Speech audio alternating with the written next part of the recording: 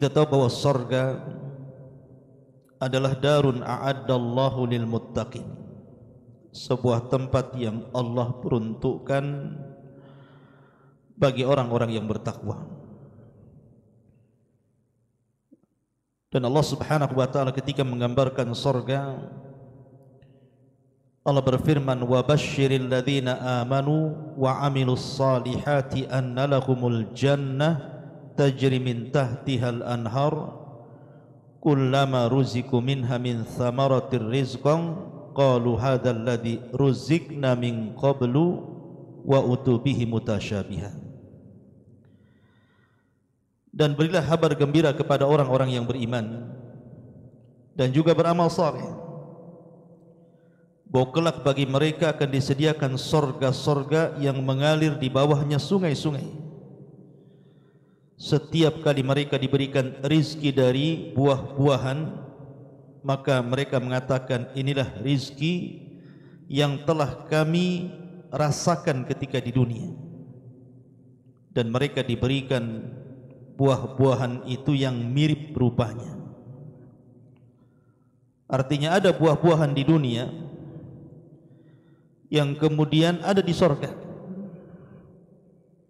sehingga orang-orang yang di sorga itu akan mengenang makanan-makanan yang pernah dimakan di dunia.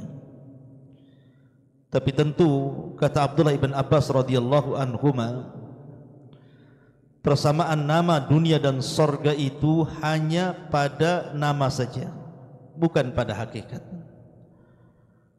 Di dunia ada kurma, di sorga ada kurma. Di dunia ada pisang, di sorga ada pisang.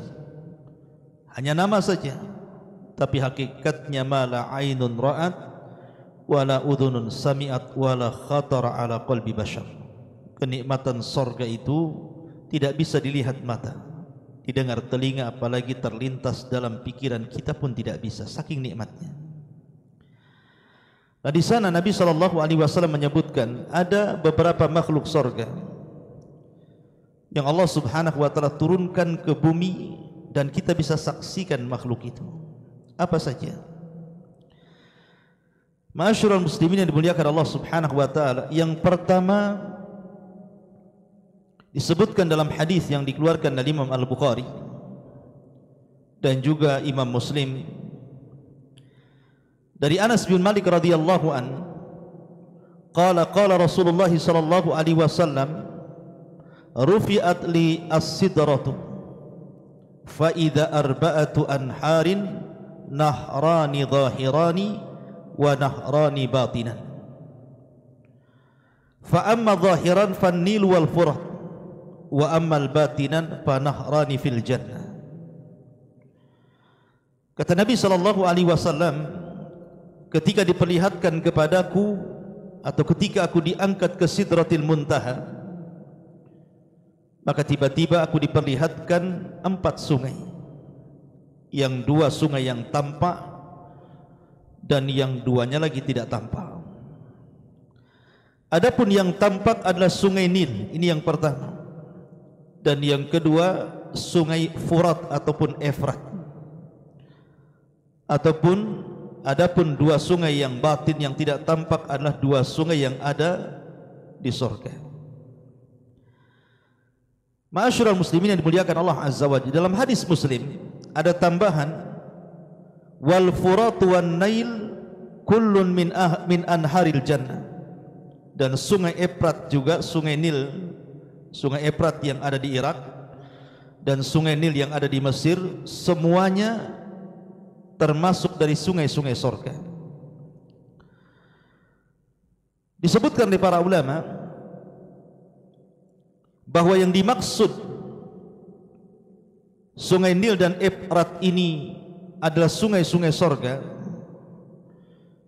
Kata para ulama, la'allal muradu min kauni hadhil anhari minal jannati anna aslaha minha kama anna aslal insan minal jannah. Bahwa boleh jadi maksud Nabi sallallahu alaihi wasallam keberadaan sungai-sungai sorga yang kemudian ke bumi ini, maksudnya asalnya dari sorga, sama dengan manusia juga asalnya dari sorga. Adam alaihi salatu wassalam pernah hidup di sorga. Allah subhanahu wa ta'ala berfirman, uskun anta wa zawjukal jannah. Masuklah engkau wahai Adam dan juga bawa pasanganmu Hawa ke dalam sorga. Maka Adam pernah menetap di sorga dan merasakan kenikmatan yang luar biasa, tetapi karena dosa yang dilakukannya, Adam alaihi salatu wassalam akhirnya kemudian dikeluarkan dari sorga. Ukhruj minha, dalam ayat Allah mengatakan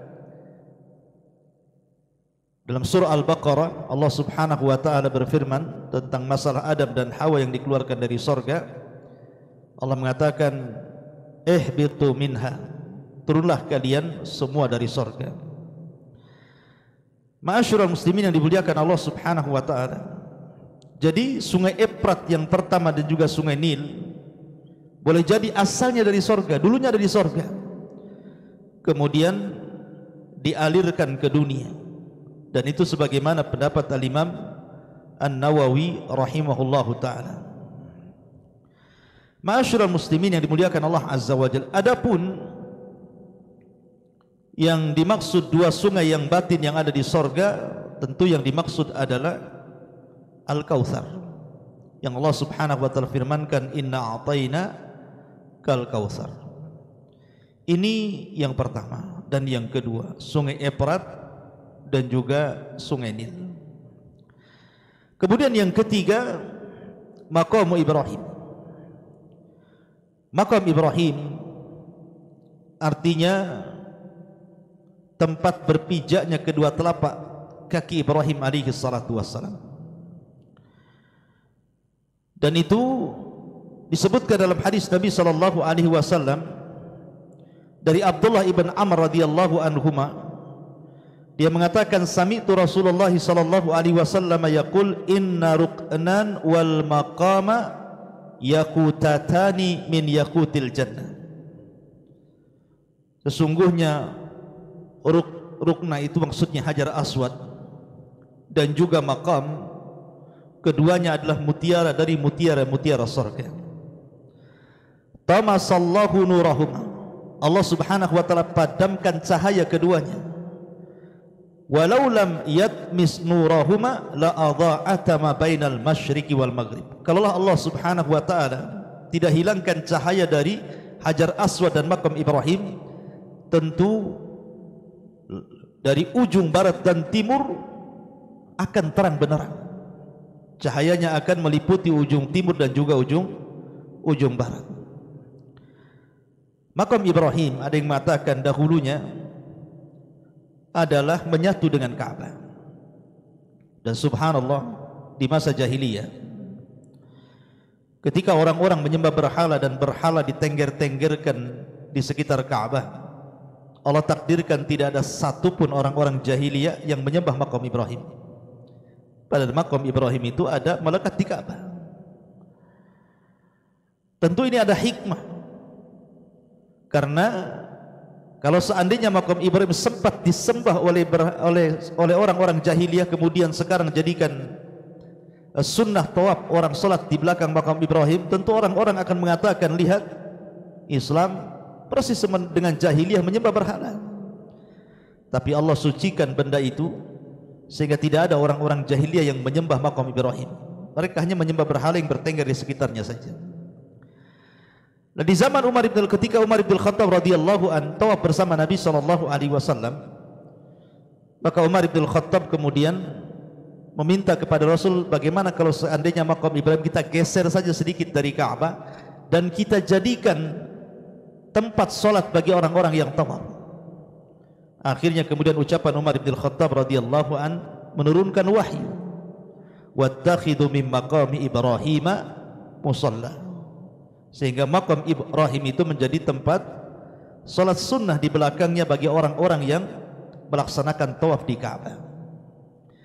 Lah makam Ibrahim maksudnya mutiara yang terdapat pijakan kaki Nabiullah Ibrahim alaihi salatu wassalam itu asalnya dari surga. Kemudian juga yang keempat, Al-Hajarul Aswad. Nabi SAW bersabda dalam hadis Abdullah bin Abbas radhiyallahu anhuma, kata Nabi SAW, nazal al-hajarul aswadu minal jannah wa huwa ashaddu bayadan minal labani fasawwadathu khataya bani Adam. Allah Subhanahu wa taala menurunkan hajar aswad dari sorga. Dulunya hajar aswad ini jauh lebih putih warnanya dibandingkan susu, tapi menjadi hitam karena dosa Bani Adam. Abdullah bin Amr radhiyallahu an mengatakan, al-hajarul aswadu min hijaratil jannah. Sesungguhnya hajar aswad itu adalah batu dari batu-batu surga. Dari sini menunjukkan bahwa hajar aswad itu dari surga asalnya. Dulunya berwarna putih tetapi menjadi hitam karena dosa yang dilakukan oleh Bani Adam, terutama kesyirikan di zaman jahiliyah kala itu. Ma'asyiral muslimin yang dimuliakan Allah Subhanahu wa taala. Kemudian juga di antara makhluk yang dulunya di surga adalah tamar, kurma ajwa. Dan itu disebutkan dalam hadis kata Nabi sallallahu alaihi wasallam, man tusbihu bi sab'i tamaratin lan yusibahu hasadun wala sihrun. Wa fi riwayatin al ajwatu minal jannati wa fiha shifaa'un minas sammi. Wa fiha shifaa'un minas summi. Barang siapa yang di pagi hari seseorang memakan 7 butir daripada kurma ajwa, maka tidak akan tertimpa padanya hasad dan juga sihir. Dan riwayat ajwa itu dari sorga, padanya terdapat obat dari racun. Ini di antara 5 perkara yang disebutkan oleh para ulama tentang makhluk-makhluk sorga yang ada di bumi. Pertama sungai Efrat, yang kedua sungai Nil, yang ketiga makam Ibrahim, yang keempat hajar aswad, dan yang kelima korma ajwa. Ada yang mengatakan bahwa tongkat Nabi Musa juga dari surga. Kemudian juga Raudhatus Syarifah, tempat di mana seseorang berdoa di situ sangat mustajab, antara raudhah dan juga pintu masuk kamar Nabi sallallahu alaihi wasallam. Sebagaimana Nabi sallallahu alaihi wasallam mengatakan, ma baina baiti wa mimbari raudhatun min riyadil jannah. Antara rumahku dan juga mimbarku terdapat taman dari taman-taman surga. Di sini terdapat perkara yang disebutkan oleh Ikrimah dari Abdullah bin Abbas radhiyallahu anhuma, salah satu asya nazalat ma'al Adam. 3 perkara turun bersama Nabi Adam. Ketika Adam turun dari surga ke bumi, maka turun 3 perkara bersama Adam. Kemudian disebutkan al-hajarul aswad, yang pertama hajar aswad, yang kedua asa Musa, tongkatnya Nabi Musa yang panjangnya 10 hasta sebagaimana tingginya Nabi Musa. Kemudian al-hadid. Ma'asyiral muslimin yang dimuliakan Allah Azza wa Jalla, tapi riwayat ini tidak ada ulama yang kemudian mensahihkannya, wallahu a'lam. Sehingga kita berpegang kepada hadis yang sudah jelas-jelas sahih. Di antara makhluk-makhluk Allah Subhanahu wa taala yang Allah turunkan ke bumi, di antaranya sungai Efrat dan juga sungai Nil berdasarkan hadis Bukhari dan Muslim. Kemudian juga makam Ibrahim, kemudian hajar aswad, kemudian kurma al-ajwa, adapun asa Nabi, tongkat Nabi Musa, dan yang lainnya wallahu a'lam masih diperbincangkan riwayatnya oleh para ulama. Subhanallah bihamdika, asyhadu an la ilaha illa anta, astaghfiruka wa atubu ilaik. Allahu ta'ala alam. Assalamualaikum warahmatullahi wabarakatuh.